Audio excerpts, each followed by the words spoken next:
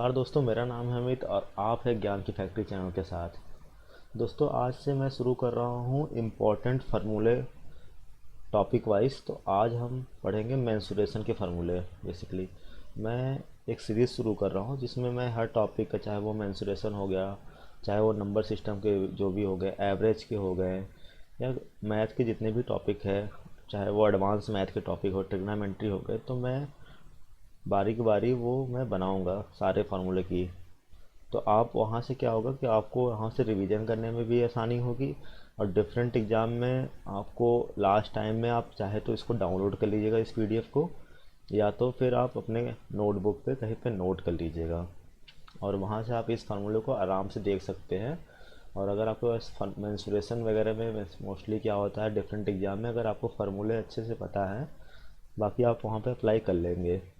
तो बहुत सारे फार्मूले आपको ऑलरेडी पता होंगे, बहुत सारे नहीं भी पता होंगे, लेकिन आप इस फार्मूले को, इस वीडियो को पूरा देखिएगा। और अगर कोई दिक्कत हो तो आप ज़रूर इस कमेंट बॉक्स में बताइएगा। चलिए हम एक एक फार्मूले को डिस्क्राइब करना शुरू करते हैं। तो सबसे पहले हम डिस्क्राइब करेंगे स्क्वायर वर्ग।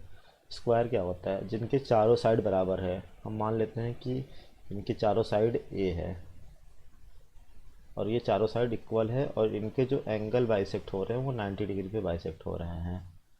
तो जो हमारा एरिया हो जाएगा इसका, ये हो जाएगा साइड स्क्वायर। साइड का स्क्वायर, साइड स्क्वायर का यहाँ पे हमने साइड को क्या मान रखा है? ए। तो हमारा एरिया क्या हो जाएगा? ए स्क्वायर। पेरीमीटर, पेरीमीटर क्या होता है कि अब अगर आप कोई इस पॉइंट से जा रहे हैं और पूरा घूमते हुए फिर अगर इस पॉइंट पर आप आ जा रहे हैं, मतलब आप उस बाउंड्री के किनारे किनारे घूम लीजिए, तो वो होता है हमारा पेरीमीटर, हिंदी में परिमाप कहते हैं। तो ये कितना हो जाएगा? 4 × A, क्योंकि आप इन सबको जोड़ लीजिए, ए प्लस ए प्लस ए प्लस ए, ये 4 × A हो जाएगा पेरीमीटर। आइए हम इसके डायगोनल के बारे में देख लेते हैं। ये हमने इसका डायगोनल मिला दिया। इसके डायगोनल जो होते हैं स्क्वायर के, वो इक्वल होते हैं दोनों। अगर ये ए है, ये है, तो हम यहाँ पे, और ये 90 डिग्री है, तो यहाँ पे हम पाइथागोरस लगा सकते हैं। ये 90 डिग्री है तो ये हमारा बेस हो जाएगा, ये परपेंडिकुलर हो जाएगा, और ये हमारा हाइपोटेनस हो जाएगा। तो ये जो साइड है वो कितनी आ जाएगी? ये आ जाएगी, डायगोनल जो हमारा होगा वो होगा ए स्क्वायर प्लस ए स्क्वायर का अंडर रूट। इट मीन्स कितना हो जाएगा? ये 2A स्क्वायर। अब यहाँ से अंडर रूट में से ए स्क्वायर तो बाहर आ जाएगा, अंदर में क्या बच जाएगा? बस √2 बच जाएगा। तो हमारा डायगोनल की जो लेंथ होगी वो कितनी हो जाएगी? A√2। तो आपको ये तीन चीज़ स्क्वायर से याद रखना है। अब उसी तरह से आप रेक्टेंगल में भी देख सकते हैं। तो रेक्टेंगल का एरिया मैं आपको बता रहा हूँ। रेक्टेंगल का एरिया, अगर हम इस साइड को लेंथ मान लेते हैं, एल मान लेते हैं, ये लेंथ हो गई हमारी लंबाई, और ये उसकी चौड़ाई होगी breadth. L for length and B for breadth. तो इसकी जो एरिया हो जाएगी वो हो जाएगी लेंथ इंटू ब्रेथ। और इसकी हम पेरीमीटर की बात कर लेते हैं। अगर ये एल है तो इसके सामने वाली भुजा भी क्या होगी? एल होगी। इसके सामने वाली साइड क्या होगी? एल होगी। अगर ये बी है तो इसके सामने वाली भी जो लेंथ होगी फिर क्या होगी? ये भी बी होगी, क्योंकि ये दोनों पैरेलल हैं और इक्वल होते हैं। सामने की जो साइड होती है वो इक्वल होती है, पैरेलल होती हैं। तो हमारी पेरीमीटर क्या हो जाएगा? 2 times of L plus B. ये हमारा पेरीमीटर हो जाएगा। अगर हम यहाँ से डायगोनल डालते हैं, क्या इनके डायगोनल इक्वल होंगे? डायगोनल तो इक्वल होंगे, लेकिन क्या इनके डायगोनल 90 डिग्री पे बाइसेक्ट करेंगे? आप यहाँ पे, अगर आप, मैं आपको बता दूँ स्क्वायर के वाले केस में, अगर आप यहाँ से इसको मिलाते हैं तो ये यहाँ पे 90 डिग्री पे ही बाइसेक्ट करता है। लेकिन अगर हम यहाँ पे इसको मिलाते हैं तो ये 90 डिग्री पे बाइसेक्ट नहीं करेगा कोई भी एंगल इसका। तो आप इस बात का ध्यान रख लीजिएगा। मैं यहाँ पे लिख भी दे रहा हूँ कि जो डायगोनल है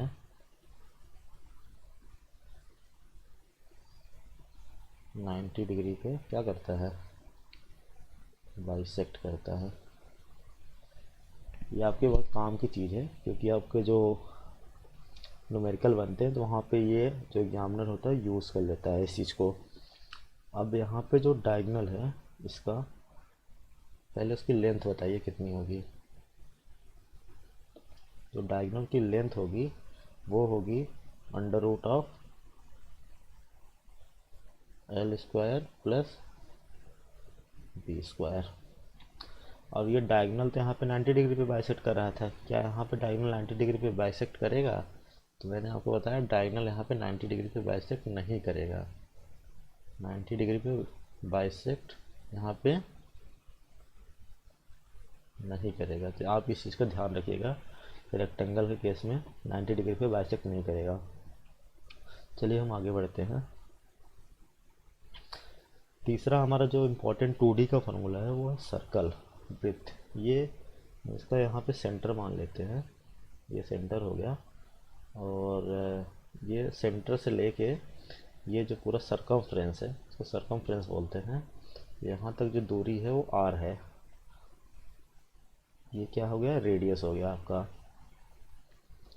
तो एरिया इसका निकाल लेते हैं कि एरिया क्या होगा इसका। पहले तो एरिया इसका जो होगा वो होगा पाई आर स्क्वायर।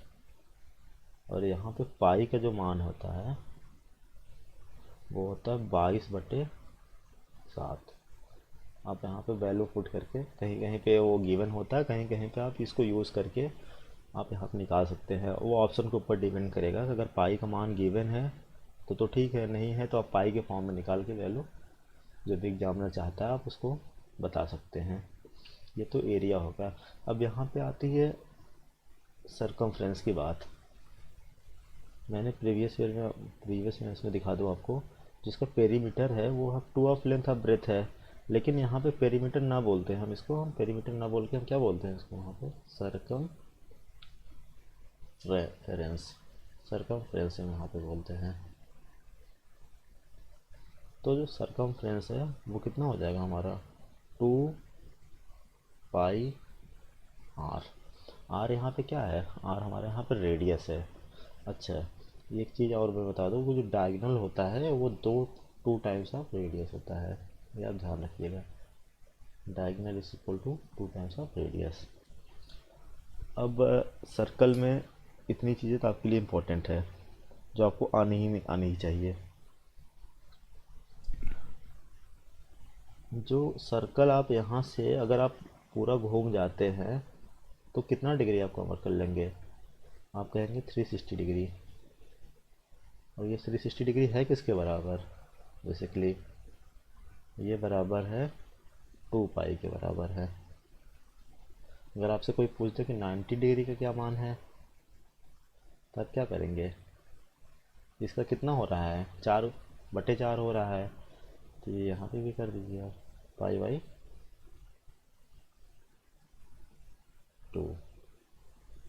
2/4 करोगे तो आप इसका आंसर पाई/2, मतलब 90 डिग्री को हम पाई/2, क्योंकि पाई का जो मान होता है हम 180 डिग्री भी ले सकते हैं। क्योंकि अगर हम ये स्ट्रेट लाइन है तो ये जो एंगल होता है वो होता है 180 डिग्री, या हम इसको क्या बोलेंगे, ये जो एंगल होता है 2 पाई। ठीक है, और अगर ये लाइन है कोई यहाँ पे तो हम इसको क्या बोलेंगे, पाई/2, या तो 90 डिग्री बोलेंगे। तो आप सर्कल का ये चीज़ का आप ध्यान रखिएगा। कभी कभी वो हाफ सर्कल, क्वार्टर सर्कल, इस तरह की चीज़ें बोल देता है एग्जामिनर और आप वहाँ पर फंस जाते हैं। तो आप इस चीज़ का ध्यान रखेंगे तो आपका क्वेश्चन बहुत आराम से बन जाएगा। चलिए आगे बढ़ते हैं। अब ये हमारा आ गया है पैरेललोग्राम, समांतर चतुर्भुज। पैरेललोग्राम में क्या होती है कि सामने की दोनों साइड पैरेलल तो होती है, लेकिन इनके जो एंगल है वो 90 डिग्री पे बाइसेक्ट नहीं करते हैं।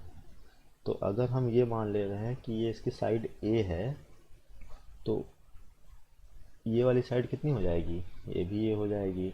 अगर ये साइड हम बी मान ले रहे हैं, ये वाली साइड कितनी हो जाएगी, ये भी बी साइड हो जाएगी।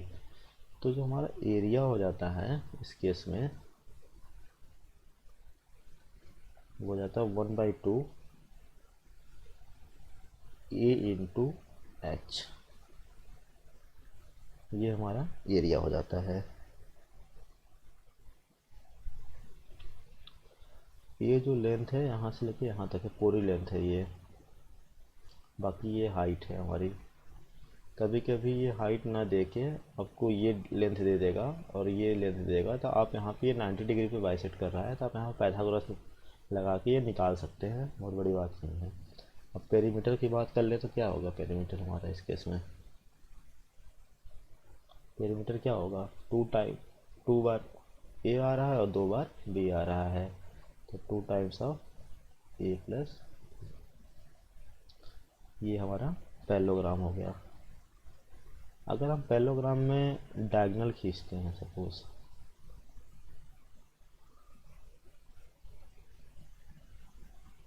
ये हम डायगोनल खींच लिए, तो क्या ये 90 डिग्री पे बाइसेक्ट करेगा? नहीं।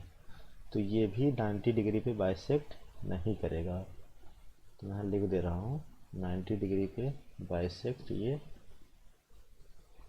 नहीं करता है। तो आप ये 3 चीज़ों का ध्यान रखिएगा, एरिया, पेरीमीटर और 90 डिग्री पे बाइसेक्ट नहीं करता है। एक फार्मूला आप यहाँ से और याद रख सकते हैं कि अगर ये इनके डायगोनल इक्वल तो होंगे नहीं, diagonal not equal, diagonal not equal, तो एक को हम D1 मान ले रहे हैं और दूसरे को क्या मान ले रहे हैं? D2 मान ले रहे हैं। तो यहाँ से एक रिलेशन निकल के आता है, D1 square plus D2 square is equal to 2 times of A square plus B square. ये एक रिलेशन होता है, इसका प्रूफ है काफ़ी, आप कहेंगे तो करा देंगे नेक्स्ट वीडियो में, लेकिन ऐसा कुछ आपको बस डायरेक्टली रिलेशन याद रखना, क्योंकि एग्जाम में कभी कभी ये रिलेशन से क्वेश्चन आ जाता है और ये इम्पोर्टेंट रिलेशन है, आप इसका ज़रूर ध्यान रखिएगा। पैरेललोग्राम से लगभग आपको इतने पॉइंट याद रहना चाहिए, तो आपका कोई भी क्वेश्चन आएगा पैरेललोग्राम से बन जाएगा। आगे बढ़ते हैं, ये है रोम्बस, जिसको हम समचतुर्भुज बोलते हैं। अब इसमें क्या होता है कि इनकी चारों साइड बराबर होती है। हमने मान लिया है कि ये चारों साइड क्या है? ए है, लेकिन इनके कोई भी एंगल 90 डिग्री पे बाइसेक्ट नहीं करते हैं। और अगर ये हम डायगोनल D1 मान रहे हैं, ये D2 मान रहे हैं, और इनके डायगोनल भी इक्वल यहाँ पे होते हैं कि नहीं होते हैं? आप बताइए। डायगोनल, तो यहाँ पे डायगोनल इक्वल नहीं होते हैं, तो डायगोनल इक्वल नहीं होते हैं, और बाकी ये 90 डिग्री पे बाइसेक्ट करते हैं। ये इंपॉर्टेंट पॉइंट है, इनके जो डायगोनल है वो 90 डिग्री पे बाइसेक्ट होते हैं। तो इसका जो एरिया हो जाएगा, ये हो जाएगा 1/2 into D1 into D2, 1/2 D1 into D2, diagonal 1 into diagonal 2 का लेंथ, ये हमारा एरिया हो जाएगा। पेरीमीटर तो आसान है, पेरीमीटर क्या हो जाएगा हमारा? 4 टाइम्स ऑफ ए, ये हमारा पेरीमीटर है। यहाँ पे ए क्या है? साइड्स हैं। एक रिलेशन यहाँ पे डायगोनल और साइड्स के बीच में होता है, ये होता है D1 square plus D2 square is equal to 4 times of A square. ये रिलेशन होता है, और आपको ये चीज़ रिलेशन याद होनी चाहिए, और ये निकाल सकते हैं आप, कोई बहुत बड़ी चीज़ नहीं है, क्योंकि ये 90 डिग्री है, तो ये D1/हाफ हो जाएगा, ये D2/हाफ हो जाएगा। तो यहाँ से आप पाइथागोरस लगा के ये रिलेशन निकल जाता है आसानी से। तो आपको रोम्बस से एटलीस्ट इतने पॉइंट तो याद ही होना चाहिए, ठीक है। कभी कभी क्या होता है कि आपको डायगोनल ना दे के इसकी हाइट दे देता है वो, यहाँ से यहाँ तक। अगर h दे दिया, इसमें हाइट h दे दिया, तो एरिया क्या हो जाएगा? तो एरिया जो हमारा हो जाएगा वो हो जाएगा a जिसकी साइड है इंटू h, ये उसकी एरिया हो जाएगी। तो ये फार्मूला रेयर ही यूज़ होता है, बट आप याद रख सकते हैं, क्योंकि कभी कभी वो डायगोनल ना दे के उसकी हाइट दे देता है कि दोनों के बीच में कितना डिस्टेंस है बेसिकली, और कितना वो हाइट है वो दे देता है कि ये है, बाकी साइड दे देगा, तो आपको एरिया वहाँ पर निकालना पड़ेगा। चलिए आगे बढ़ते हैं। अब हमारा ये आ गया रिंग। तो रिंग क्या है बेसिकली, एक हमारा बाहर का सर्कल है जिसका रेडियस कैपिटल आर है, और एक अंदर सर्कल है जिसका रेडियस स्मॉल आर है। तो इसका एरिया अगर हम निकालें तो ये क्या हो जाएगा, बाहर के सर्कल में से अंदर का सर्कल घटा दो, तो बाहर का सर्कल हो जाएगा पाई आर स्क्वायर, जैसे हम अंदर का सर्कल घटा दे रहे हैं पाई आर स्क्वायर। यहाँ पे हम क्या कर सकते हैं, पाई को कॉमन ले सकते हैं, तो क्या हो जाएगा, capital R square minus small r square, तो ये हमारा एरिया हो जाएगा। तो आप रिंग से ये चीज़ें याद रख सकते हैं। और अगर हम इसकी सरकमफ्रेंस की बात करें कि भाई इसका सरकमफ्रेंस क्या होगा या इसके पेरीमीटर क्या होगा, तो सरकमफ्रेंस क्या हो जाएगा, 2 पाई आर, और बाहर वाले का कैपिटल 2 पाई आर। तो आसानी से ये कर सकते हैं। तो रिंग से आप बस इसका एरिया याद रखिए। एरिया क्या हो जाएगा, बाहर वाले का जो एरिया है माइनस अंदर वाले सर्कल का जो एरिया है, वो हमारा टोटल एरिया आ जाता है। बाकी ट्रेपीजियम देखते हैं। ट्रेपीजियम हमारा इम्पोर्टेंट फिगर है और यहाँ से क्वेश्चन बनता है। ट्रेपीजियम एक ऐसा फिगर है जहाँ पे दो साइड तो पैरेलल होती है और अनइक्वल भी होती है, और ये साइड अगर ए है तो ये साइड क्या हो जाएगी, बी हो जाएगी। अगर ये साइड सी है तो ये भी साइड क्या होगी, लेंथ क्या होती है, बराबर होती है, ये भी साइड सी हो जाएगी। बाकी हाइट कितना है हमारा, एच है। तो यहाँ पे जो एरिया हो जाएगा ट्रेपीजियम का, ये हो जाएगा 1/2 जो पैरेलल साइड्स हैं उनका summation A plus B into जो हमारी हाइट है। तो हमारी हाइट कितनी है, एच है। तो एरिया क्या हो जाएगा, 1/2 A plus B into height H, ये हमारा एरिया आ जाएगा। बाकी पेरीमीटर क्या आ जाएगा, A plus B plus 2 times of C, तो ये हमारा पेरीमीटर आ जाएगा। तो ट्रेपीजियम से आपका एरिया ही मोस्टली पूछता है। तो ये हमारे सारे के सारे कवर हो गए हैं 2D के, बस ट्रायंगल को छोड़ के। तो ट्रायंगल भी जल्दी जल्दी देख लेते हैं। तो अगर किसी का केस नंबर 1 हम देखते हैं कि अगर हम साइड गिवन है और मान लीजिए कि उनके साइड अलग अलग है, तो ऐसे ट्रायंगल को हम क्या बोलते हैं, स्केलेन ट्रायंगल बोलते हैं।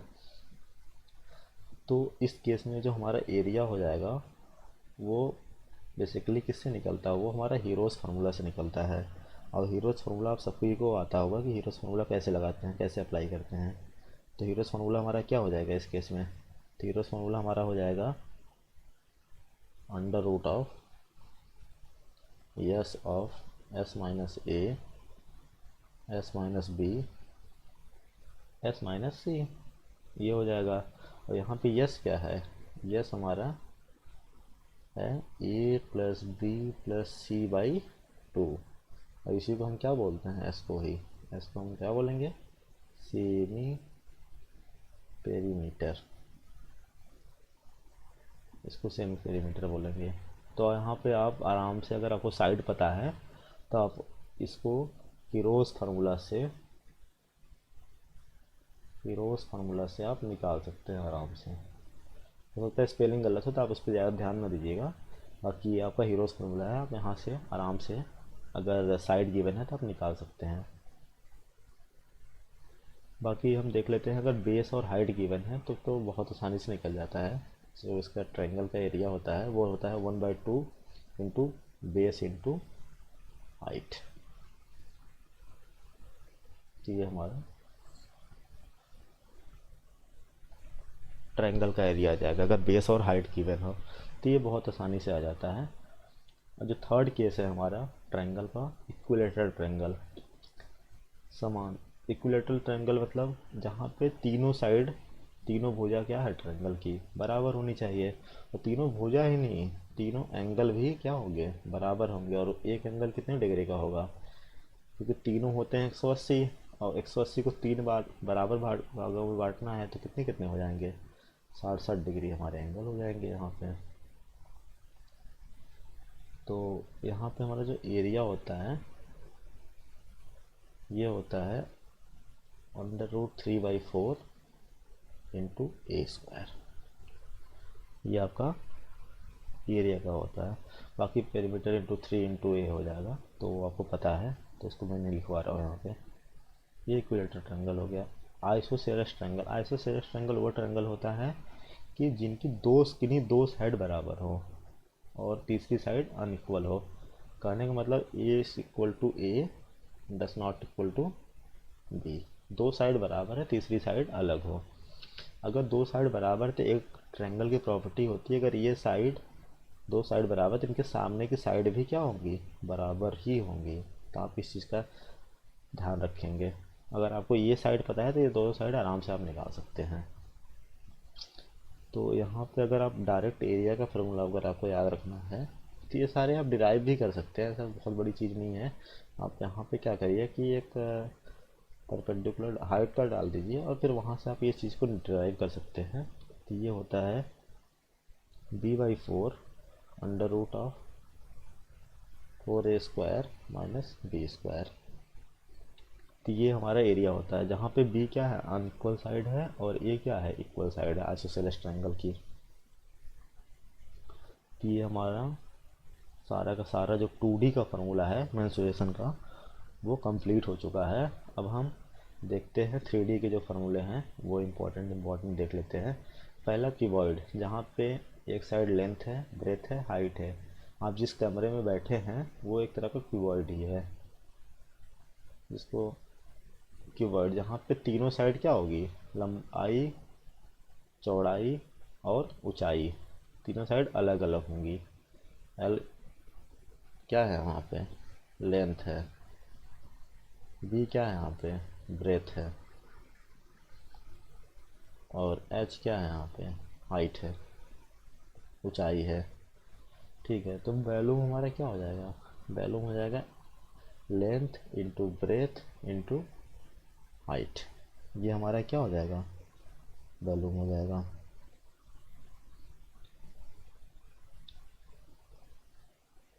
अब हम देखते हैं total surface area. Total surface area, total surface area मतलब कि जितनी भी, ये सपोज एक दीवार है, दूसरी दीवार है, तो आपके कितने दीवार होते हैं पूरे घर में, 4 दीवार होती है, एक छत होता है, एक ज़मीन होती है, टोटल 6 होते हैं।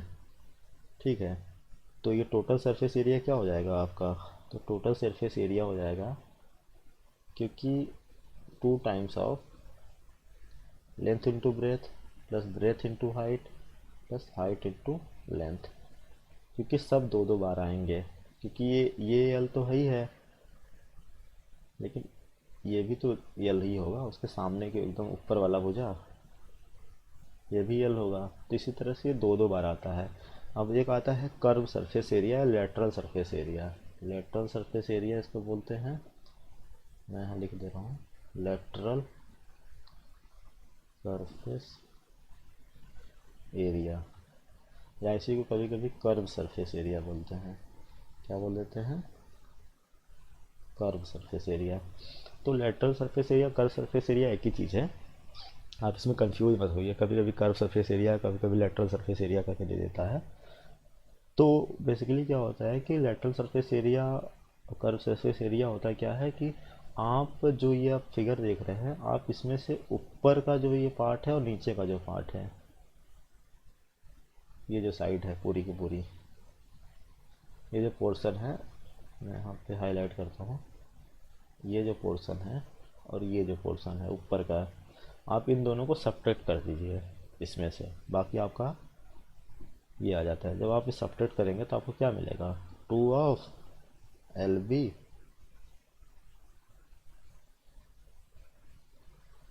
Plus B H.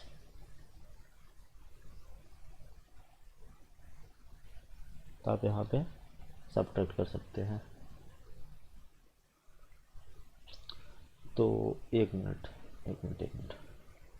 क्योंकि आप जब ऊपर का सब्ट्रैक्ट करेंगे तो ये एल बी हटेगा, बी एच तो रहेगा, B H plus H L रहेगा।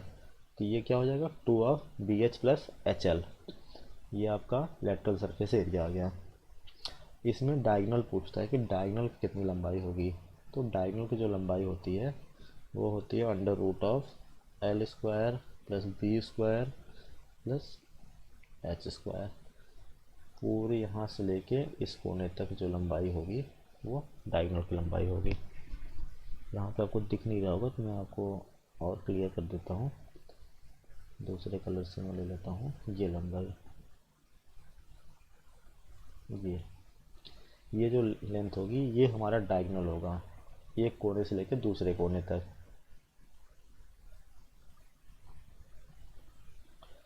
अब हम देखते हैं क्यूब। क्यूब एक तरह का क्यूबॉइड है, बस इसमें क्या होता है कि जो लेंथ है वो ब्रेथ के बराबर हो जाता है, ब्रेथ है, ये तीनों बराबर हो जाते हैं। अब इनको क्या मान ले रहे हैं, ए मान ले रहे हैं, तो आसानी से बता सकते हैं कि वॉल्यूम क्या हो जाएगा, वॉल्यूम हो जाएगा A cube. Length into breadth into height, मतलब ए करेंगे तो ए क्यूब आ जाएगा। टोटल सरफेस एरिया, तो टोटल सरफेस एरिया कितने हैं, यहाँ पे 6 सरफेस होते हैं एक घर में। 4 दीवार हो गई और एक छत हो गया और एक ज़मीन हो गई, तो 4 प्लस 1 तो टोटल 6 हो गए। 6A², 6A² हमारा क्या होगा, total surface area. Lateral surface area या कर्व सरफेस एरिया कितना हो जाएगा, lateral surface area curve surface area. आप इसमें क्या करें, ऊपर और नीचे घटा दीजिए, तो 2 मतलब घटा दीजिए 2 एरिया, तो 4A²। 2 दीवारों का जो एरिया है वो घटा दीजिए, तो आपको 4A² है।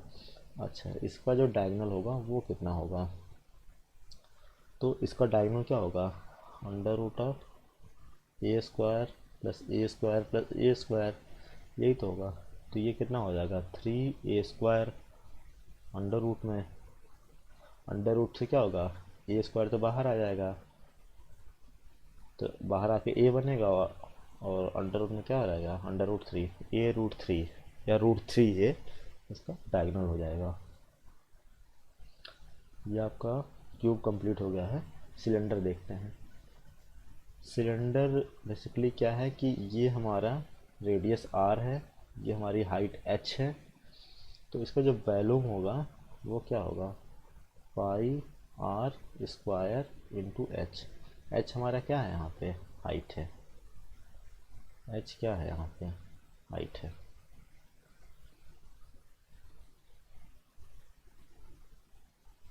कभी कभी हाइट को यहाँ पे लेंथ बोल देता है, तो आप यहाँ पे कंफ्यूज मत होइएगा। सिलेंडर में कभी कभी वो बोल देता है कि एक सिलेंडर हो जिसकी लेंथ 3 सेंटीमीटर या 3 मीटर है, तो वो कभी कभी लेंथ बोल देता है, तो वो हाइट ही है एक तरह से।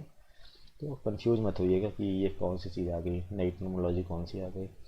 ये तो हो गया वॉल्यूम। अब वॉल्यूम के बाद हम देखेंगे कि इसमें टोटल सरफेस एरिया क्या हो जाएगा, टोटल सरफेस एरिया।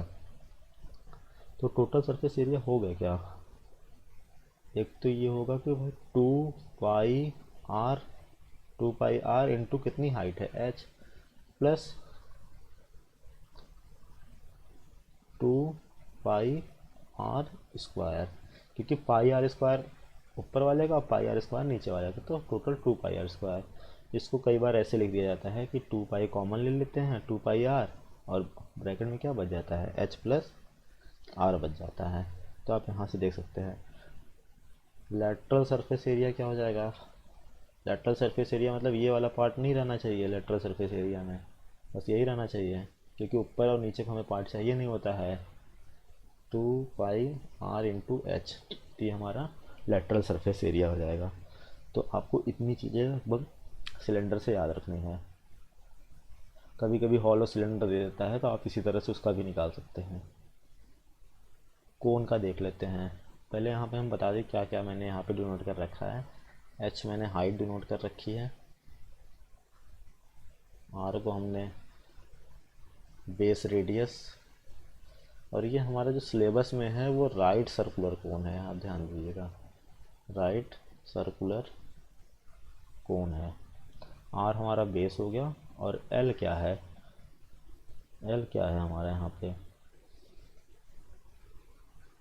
l हमारा है स्लैंट हाइट है। स्लैंट हाइट क्या होता है? स्लैंट हाइट कुछ नहीं है, आप यहाँ पे ही देख रहे होंगे 90 डिग्री पे बाइसेक्ट कर रहा है, तो आप इसको तो एक तरह से हाइपोटेनस की तरह ट्रीट कर सकते हैं। तो ये इसकी लेंथ क्या हो जाएगी एल की?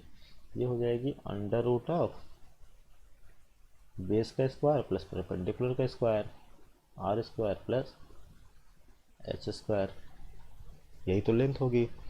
ठीक है, तो वैल्यूम क्या हो जाएगा इसका? वैल्यूम हो जाएगा pi into r into l. मैंने पाई का मान आपको बता रखा है कितना होता है, 22/7 होता है, 22/7 पाई का मान हो जाएगा। ये तो वैल्यूम हो गया। अगर मैं कहूँ कि भाई टोटल सरफेस एरिया कितना होगा कोन का, तो आप कहेंगे कि पाई, सॉरी एक मिस्टेक यहाँ पे हो गई मुझसे। यहाँ पे ये वैल्यूम नहीं है, मैं यहाँ पे बैक कर रहा हूँ थोड़ा सा।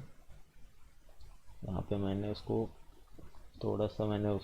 समझ लिया था, टोटल सरफेस एरिया समझ लिया था। जो वैल्यूम होगा वो होगा 1/3 pi are square H. Volume क्या हो जाएगा? Pi are square H. Total surface area का मैंने वो फॉर्मूला आपको बता दिया था बेसिकली। वो टोटल सरफेस एरिया का लेटरल सरफेस एरिया का मैंने बता दिया था। तो टोटल सरफेस एरिया क्या हो जाएगा? एक तो ये हो जाएगा पाई आर एल प्लस नीचे का भी तो एरिया आपको चाहिए, तो नीचे का एरिया क्या है? एक सर्कल ही तो है, pi are square, pi R L plus pi are square. Lateral surface area, lateral surface area मैंने बताया कि ऊपर का चीज़ नहीं चाहिए, नीचे का कुछ, नीचे का भी नहीं चाहिए, ऊपर तो वैसे ही भी कुछ नहीं है, जीरो है, ये पॉइंट का एरिया जीरो होता है, तो नीचे का नहीं चाहिए, यानी कि ये वाला हमको नहीं चाहिए, हमको सिर्फ इतना से ही मतलब है। तो लेटरल सरफेस एरिया क्या हो जाएगा? Pi R L. तो मैंने आपको पहले जो बताया था वो लेटरल सरफेस एरिया का ही फार्मूला था, तो बाई मिस्टेकन हो गया, तो उसके लिए मैं सॉरी बोल रहा, सॉरी।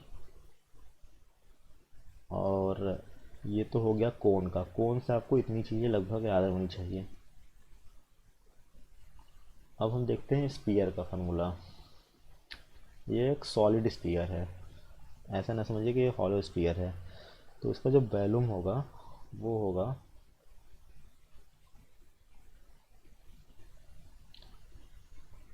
4/3 पाई आर क्यूब।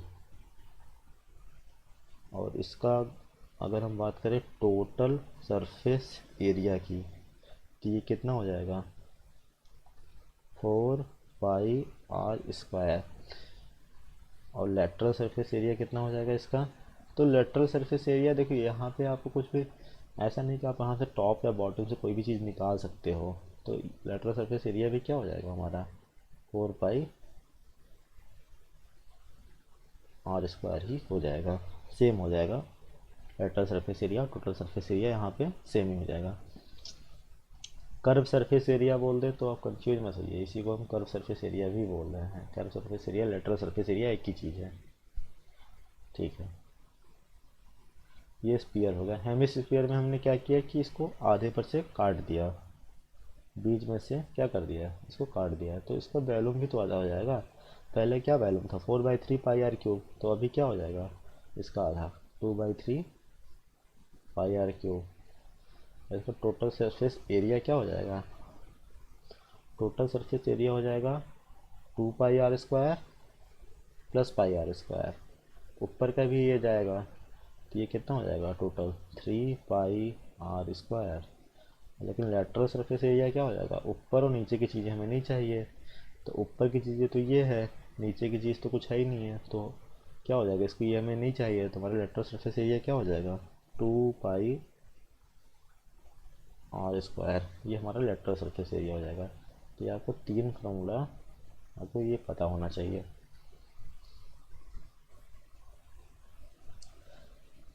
और यहाँ पे जो हमारा 2D है, 2 डायमेंशन और 3 डायमेंशन ख़त्म होता है। इसके अलावा भी बहुत सारे होते हैं, चाहे वो फ्रैक्टम ले लो, और भी चीज़ें होती हैं, लेकिन वो हमारे सिलेबस में नहीं है। चाहे वो आप एनटीपीसी की बात कर लो, रेलवे की किसी भी एग्ज़ाम की बात कर लो, या एसएससी की बात कर लो, तो मोस्टली हम देखते हैं कि इतनी चीज़ें हमारे डिफरेंट डिफरेंट एग्ज़ाम में आती है। तो आप इसकी स्क्रीनशॉट लेना चाहें तो आप इसको ले सकते हैं स्क्रीनशॉट, और या तो अपना नोटबुक में अगर इसको लिखना चाहें तो आप नोटबुक में लिख लीजिएगा, और वहाँ से आपको क्या है कि बहुत हेल्पफुल हो जाएगा। तो आप यहाँ पे सारी चीज़ें नोट डाउन कर लीजिएगा, क्योंकि अगर आपको मेंसुरेशन में अगर कोई फार्मूला पता है तो आप सारी चीज़ें यहाँ से कर सकते हो मेंसुरेशन में। मुझे नहीं लगता कि मेंसुरेशन में इससे ज़्यादा आपको पूछा जाएगा। और बहुत ज़्यादा कभी कभी ये होगा जो हमने यहाँ पे सिलेंडर बताया, यहाँ पे हॉलो का केस दे देता है, तो हॉलो वाला केस में भी एक कैपिटल आर हो जाएगा, दूसरा स्मॉल आर मान के आप वहाँ पे आराम से निकाल सकते हैं। तो बहुत ही आसानी से हो जाता है। तो ये आज के लिए मतलब जो ये सीरीज चल रही है इसमें इतना ही है। नेक्स्ट जो वीडियो आएगा उसमें डिफरेंट टॉपिक पे जो भी होगा, चाहे हम किसी भी टॉपिक का, आप कमेंट करके बताइए कि आपको किस टॉपिक पे चाहिए फार्मूला आपको पहले, तो मैं आपको उस पर बताऊँगा डिटेल फार्मूला। और वहाँ से आपके लिए क्या होगा कि आप एक अच्छे से एक फार्मूला नोटबुक बन जाएगा। और इसको मैं क्या करूँगा, इस पीडीएफ को मैं अपलोड करा दूँगा, या तो अपने साइट पे अपलोड करवा दूँगा, या तो टेलीग्राम के चैनल पे अपलोड करा दूँगा, तो वहाँ से आप इसको डाउनलोड कर सकते हैं। बाकी अगर ये वीडियो आपको अच्छा लगा है तो आप इसको लाइक शेयर सब्सक्राइब ज़रूर करिएगा। चलिए, तब तक के लिए टेक केयर, बाय।